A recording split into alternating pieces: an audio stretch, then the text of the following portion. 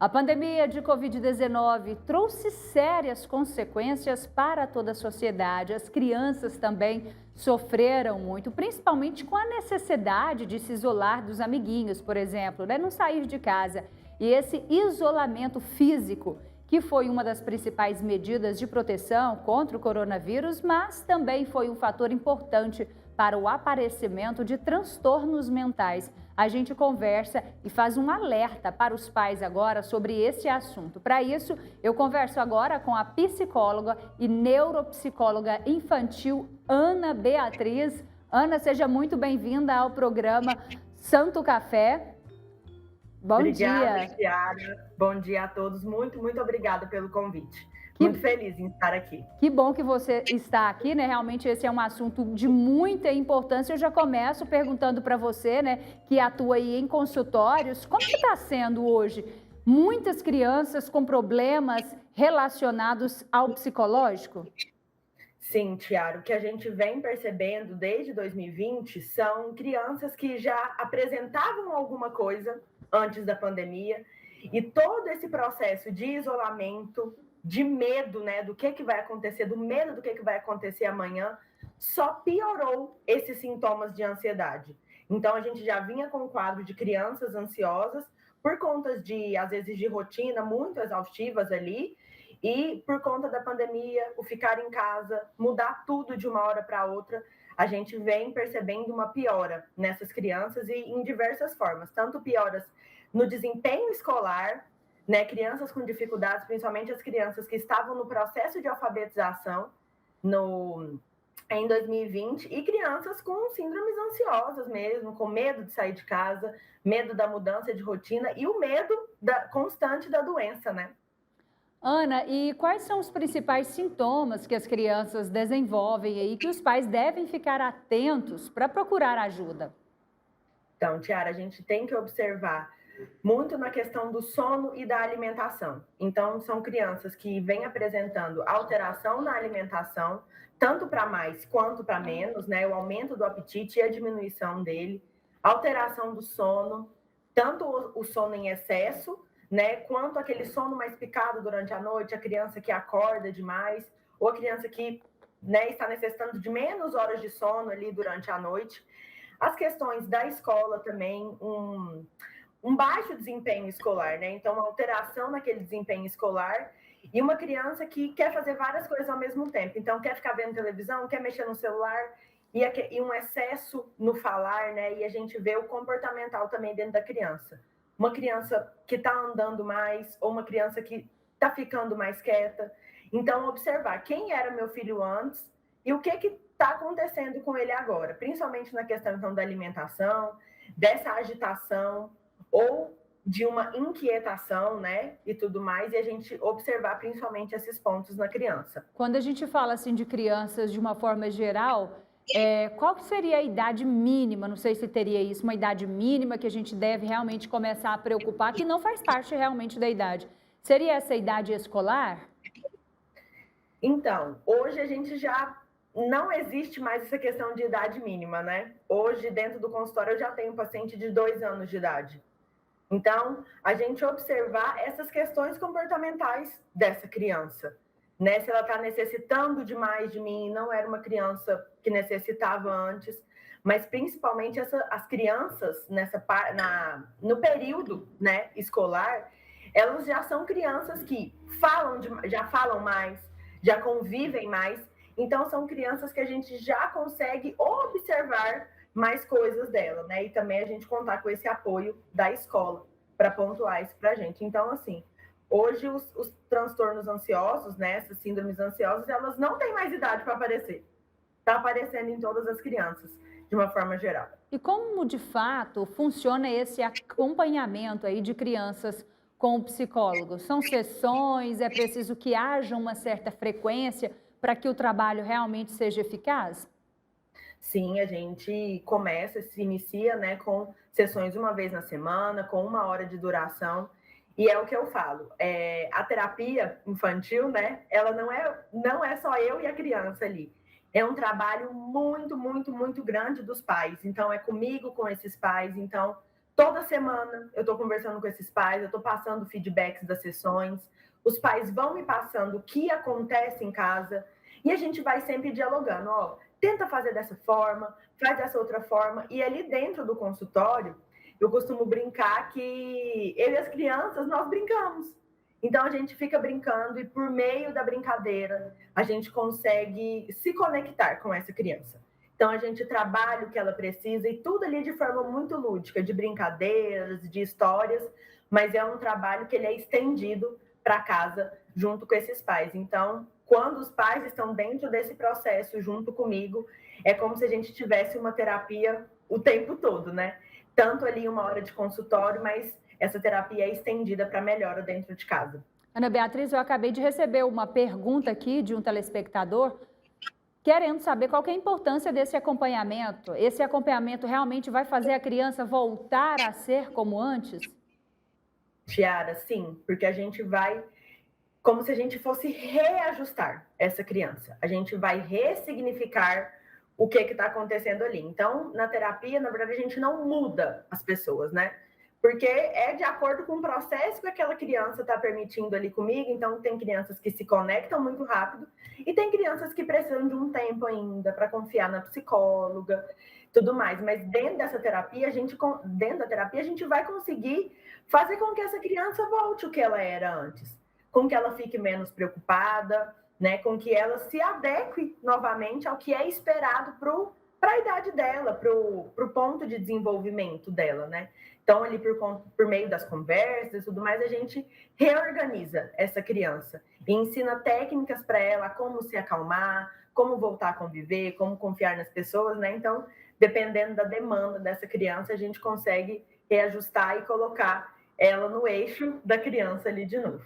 Certo, a gente está falando bastante sobre a criança em si, mas a mãe, por exemplo, está chegando domingo aí, Dia das Mães, eu gostaria que você falasse algo nesse sentido também. Tem casos onde a mãe precisa também de ajuda, assim como a criança? Tiara, sim, sim, e muito, muito. Hoje eu tenho, assim, 2 colegas que eu indico, assim, a mãe me pediu, eu indico essas colegas, que são colegas especialistas em adultos, né? Então, quando a gente chega no consultório e percebe que aquela criança está passando por isso, mas a gente percebe que também tem muitas preocupações da mãe, porque querendo ou não, nós adultos, na rotina e tudo mais, a gente acaba passando preocupações para essa criança sem a gente perceber. É ali na forma de falar, é na forma de agir, às vezes a gente não tem tanta paciência e acaba que isso vai entrando, né, na minha criança. Então, a gente, né, eu sempre coloco, quando eu vejo necessidade, eu coloco as mães para fazer esse tratamento. Então, a criança está sendo olhada, essa mãe está sendo olhada, e às vezes existem casos ainda que a gente coloca até o casal para fazer a terapia também, para estar em acompanhamento. Então, assim, a gente tem uma melhora muito maior, porque essa mãe vai trabalhar com a criança que ela foi. Então, muitas coisas a gente planta na nossa infância, né? E a gente vai colher isso na vida adulta e por muitos anos. Então, a mãe também precisa trabalhar a criança que ela foi e conseguir seguir e plantar uma nova coisa para a filha dela. Crianças com acesso à internet de forma liberal, é saudável nesse momento de ansiedade e depressão, Ana Beatriz? Tiara, eu falo que a internet hoje ela vem para ajudar a gente em muitas coisas. Hoje a gente tem, assim, inúmeros aplicativos de alfabetização, por exemplo, que fazem a criança treinar ali a alfabetização, tanto a leitura quanto a escrita, até a matemática. Então, a gente tem pontos positivos na internet, né? Até a terapia online a gente tem hoje com crianças, com adolescentes e tudo mais. Então, assim, a gente tem pontos positivos na internet, só que tem pontos muito negativos, porque é uma coisa que a gente não consegue tanto controlar. O que aquele vídeo está falando para aquela criança, o que aquela criança está vendo ali naquele momento. E a gente tem que combinar, né, que é tudo muito fácil no nosso celular. A gente entra, pesquisa uma coisa, nem 5 segundos, dependendo do que você quer pesquisar.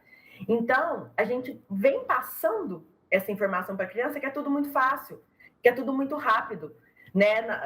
Nos tempos antigos, a gente tinha que pegar livro, a gente tinha que pesquisar de uma forma mais lenta, então a gente ia trabalhando essa paciência.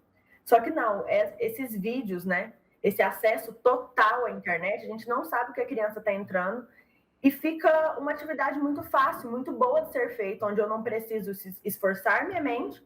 Eu pego o celular, fico vendo vídeos, televisão ali, e fica tudo muito fácil.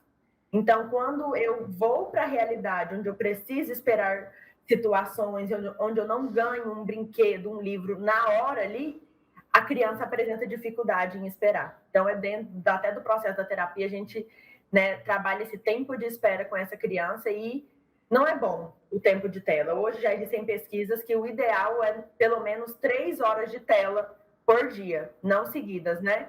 Em períodos separados, e só isso. Após isso, já dizem que não é benéfico mais.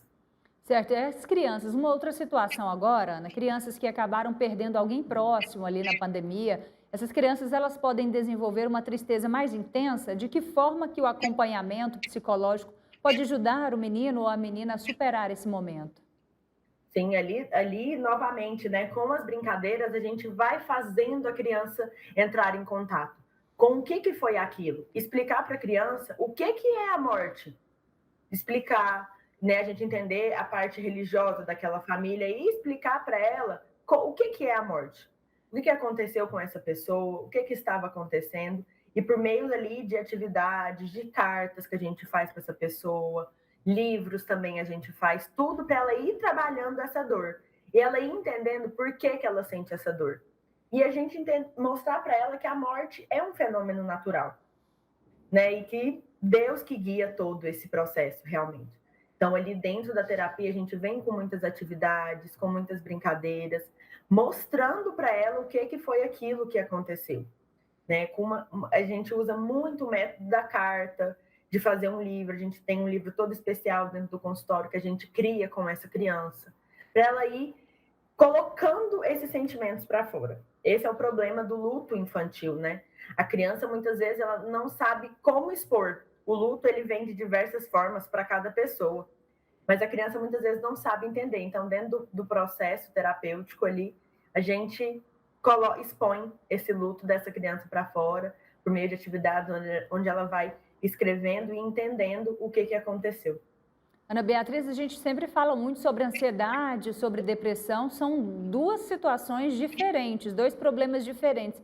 Eu gostaria que você esclarecesse isso para a gente, como diferenciar esses dois problemas que hoje é tão comum.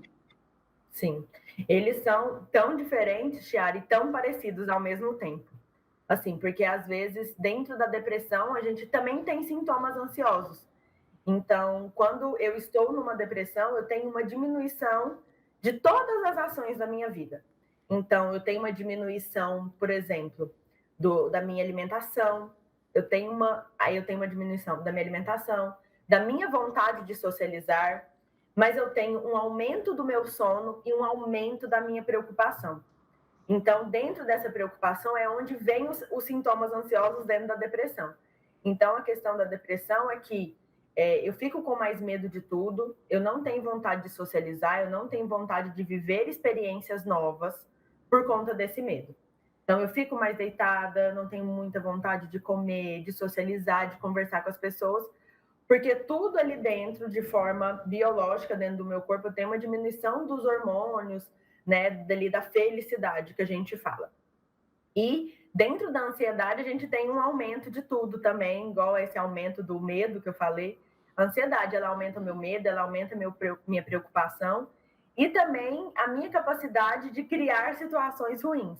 Então, toda situação fica sendo muito perigosa, eu não consigo enfrentar muitas coisas. Então, a ansiedade, ela vem com a diferença da depressão, porque ela também mostra muitos sintomas no corpo. Então, como ânsias de vômito, taquicardia, dores no estômago muito grandes, dores de cabeça. Então, assim, a gente tem essa diferença, onde a depressão, eu quero ficar só mais isolada, não quero conviver.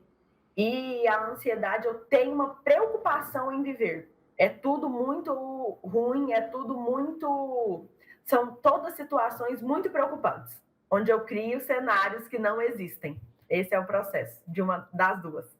Ana, eu tenho certeza que essa entrevista de hoje ajudou e vai ajudar aí muita mãe, muito pai a como dominar, conhecer melhor o filho nesse pós-pandemia e ainda com pandemia, né? Quero te agradecer imensamente por ceder um pouquinho aí do seu tempo e falar conosco. Obrigada. Obrigada a você pela oportunidade. Sempre é hora da gente conseguir ajudar nosso filho. Sempre a hora é boa e é só a gente se aventurar nesse processo de autoconhecimento da criança. Muito obrigada mesmo e tenha um bom fim de semana. E não sei se você é mãe, mas se não, se tiver mãe também, vai comemorar bem esse Dia das Mães aí. Sim, com mãe e avó, esse final de Ai, semana. que delícia então, é bom demais. Meus pacientes. Sou mãe dos meus pacientes, Tiara. Ai, Eu pego que bom então. Obrigadão, viu? Até mais, bom fim de semana. Obrigada. Tchau, você também.